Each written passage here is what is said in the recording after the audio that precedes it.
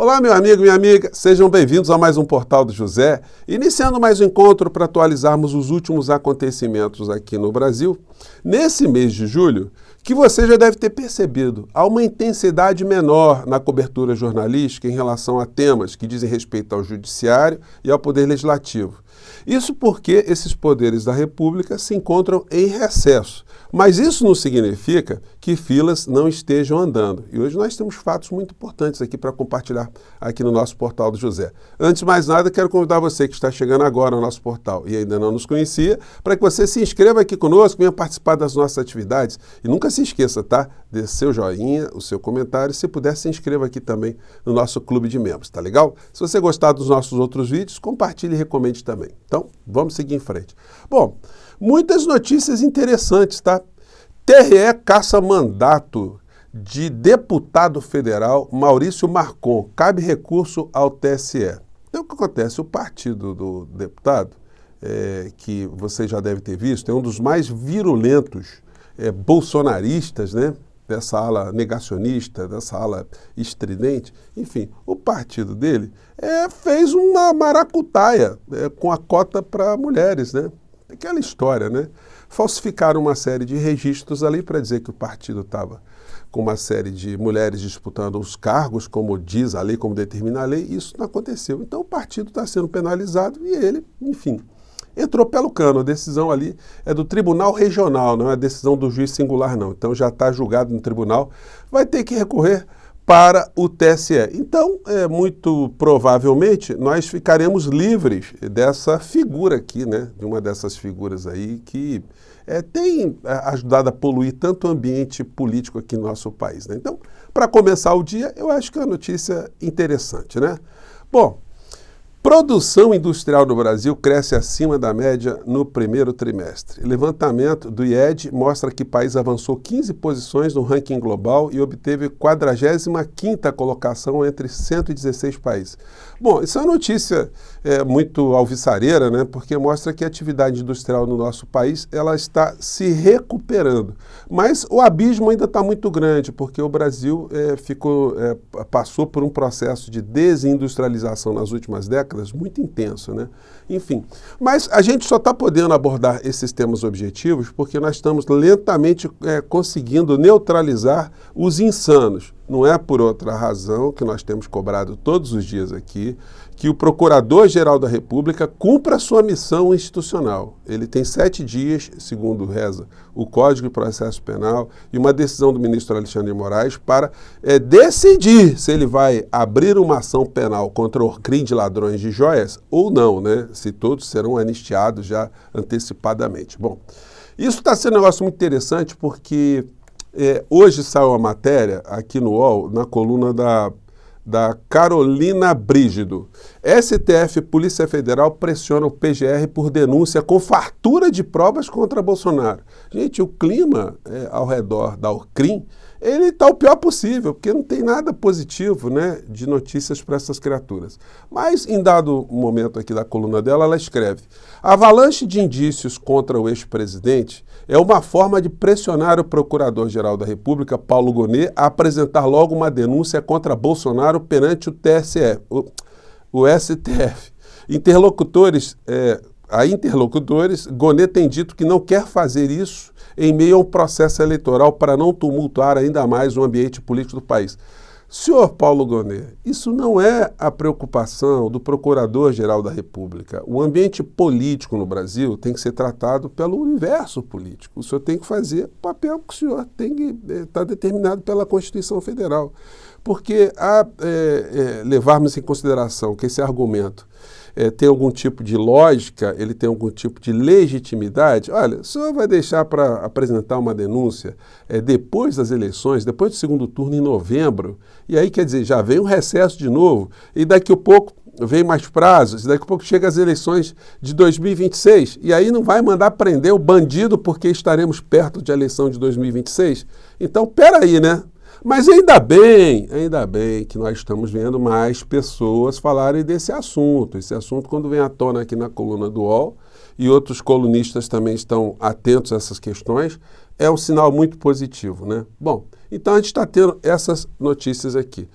O Lula deu uma entrevista ontem e ele foi perguntado sobre os crimes dessa turma toda. E o destaque aqui no fórum é: Lula manda recado duro a Bolsonaro, nem foi julgado e já pede anistia. O mandatário ironizou pedidos de lideranças de extrema-direita que querem livrar o ex-presidente dos múltiplos indiciamentos da justiça. Gente, é um negócio surreal. Eles já estão pensando numa anistia antecedente, quer dizer, um habeas corpus que inocente o criminoso da penca de crimes que ele está sendo responsabilizado, né?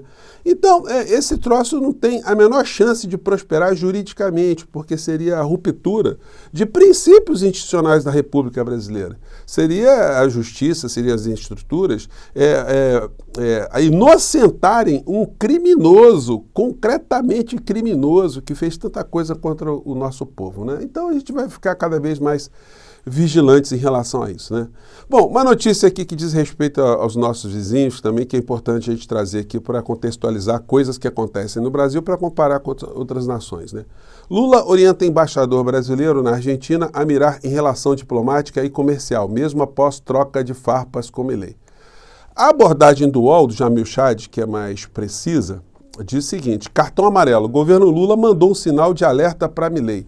O que fez o governo Lula? Mandou chamar o embaixador brasileiro em Buenos Aires para o Brasil. Bom, o que se conversa com esse embaixador é irrelevante, porque o ato em si ele é uma mensagem para o país onde o Brasil, ou com quem o Brasil tem algum tipo de relação. Toda vez que um país chama o seu embaixador para uma consulta, isso se faz formalmente, atendendo uma série de trâmites, é sinal que algo de ruim está acontecendo. E o governo Milei está percebendo que a relação, do ponto de vista diplomático com o Brasil, está muito problemática. Bom, e ele está podendo tirar essa onda toda? Aí que a gente vai dar uma mergulhada aqui nas últimas notícias da Argentina, que a extrema-direita gosta tanto de enfatizar, né?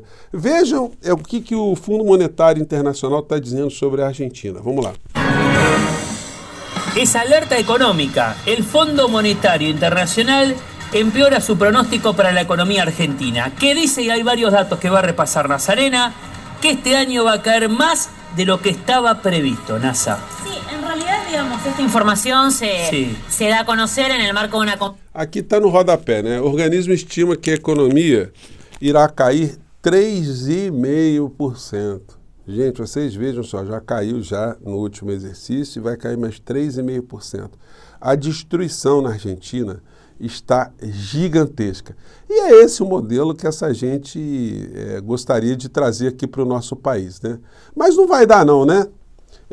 A situação para eles está ficando cada vez mais corrosiva e aqui no Brasil a economia, os parâmetros econômicos, eles estão mostrando que o Brasil, pelo menos dentro desse sistema global, o Brasil está conseguindo dar uma movimentada em relação a situações positivas, né? Bom, e aí, voltando aqui de novo para o clã Bolsonaro, para os crimes da Orcrim, o Flávio Bolsonaro publicou um vídeo. Assim, é uma coisa muito engraçada, gente. Esse negócio mereceria um estudo psicanalítico, psiquiátrico, né? Das almas criminosas. Por quê? Porque quando o criminoso é apanhado, enfim, não tem saída, ele tem várias formas de reagir àquilo, né? Pedir desculpas, enfim, mas tem uns que negam, vão negando tanto para ver se cola. Uma dessas criaturas é o Flávio Bolsonaro, que não tem, do ponto de vista aritmético, mostrar que ele e a família conseguiram o patrimônio que eles possuem somente com salários de parlamentares, né? Bom, e aí ele disse o seguinte aqui no vídeo que ele está postando para tentar se defender, né?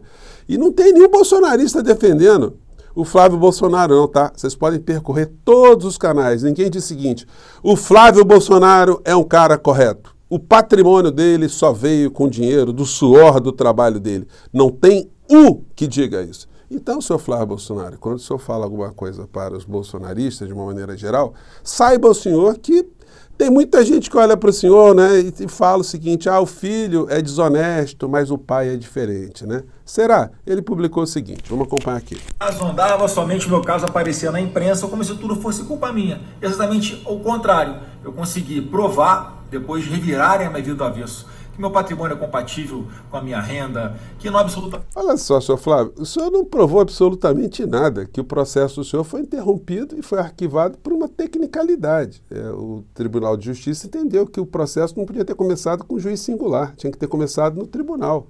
Então, por isso, anulou uma série de coisas que já tinham sido levantadas pelo senhor. E nem as suas advogadas responderam, ou a sua advogada, melhor dizendo, a Juliana Bernbach, respondeu nas entrevistas que andou dando a pergunta sobre a origem do seu patrimônio. Eles ficaram discutindo ali a tecnicalidade, se a Receita usou métodos corretos ou não corretos para investigar ladroagens. É bem diferente. É como aquela pessoa que pegou o seu companheiro, a sua companheira, com imagens numa infidelidade, né? Dentro do motel. Conseguiu imagens dentro do motel. Vamos colocar assim de maneira bem clara, no hotel, enfim. E aí, diante do flagrante, né, que a pessoa espreme a outra, olha só o que eu peguei. E a pessoa responde como? Como foi que você conseguiu essas imagens? Eu quero saber como você conseguiu as imagens, né? Então, que tenta reverter o fato em si, né? Mas, senhor Flávio Bolsonaro, as filas estão andando, né? Então vai ser difícil, vai ter uma hora aí que isso tudo vai ter que ser esmiuçado para que o Brasil, de fato, possa seguir em paz para frente, né? A gente volta a discutir aqui temas concretos da nossa realidade concreta, né? Gente, eu fico por aqui, mande seu comentário, enfim. E esse mês de julho tá meio paradão, mas coisas estão acontecendo, tá bom? Um grande abraço, tchau!